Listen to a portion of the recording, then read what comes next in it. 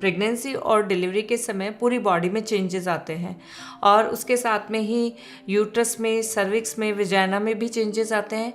Vagina जो होती है वो थिन हो जाती है, उसकी सेंसिटिविटी अधिक हो जाती है और जो जितने भी चेंजेस होते हैं इनको वापस नॉर्मल आने में 6 वीक्स तक का टाइम लग सकता है। और अगर आपके पेरिनियम है जो विजाइना का आउट पार्ट होता है, उस पर अगर कट आया है तो उसको हीलिंग होने में 8 हफ्ते तक का टाइम लग सकता है।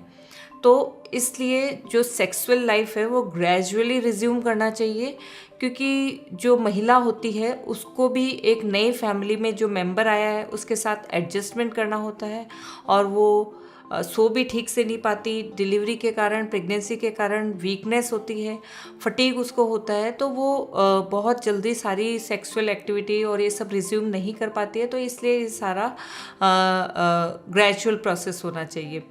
जो मेन इशू डिलीवरी के बाद आते हैं वो विजाइना में ड्राइनेस होती है, विजाइना की सेंसिटिविटी अधिक हो जाती है और जो मसल्स होती हैं वो लूज़ हो जाती है। स्टिचेस होते हैं पेरिनियम पे, उनमें पेन हो सकता है, इन्फेक्शन हो सकता है, यूट्रस से ब्लीडिंग हो सकती है, जो स्टिच है उनसे ब्लीडिंग हो सकती है, थकान अधिक होती है और जो लिबिडो होती है, सेक्स के लिए जो डिज़ायर होती है वो भी डिलीवरी के तुरंत बाद में कम होती है। हॉर्मोन्स होते हैं, उनका सेक्सुअल एक्टिविटी में बहुत बड़ा रोल होता है।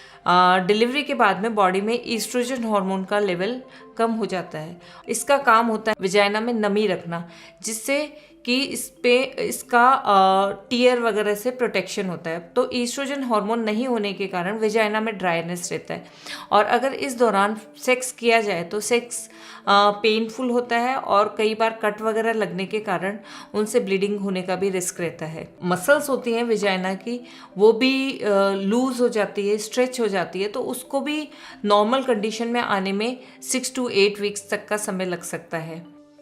डिलीवरी के समय जो पेरिनियम पे कट आया आता है उसको हील होने में 6 to 8 वीक्स का टाइम लगता है और अगर उस दौरान सेक्स किया जाए तो कई बार इसमें इन्फेक्शन का रिस्क रहता है।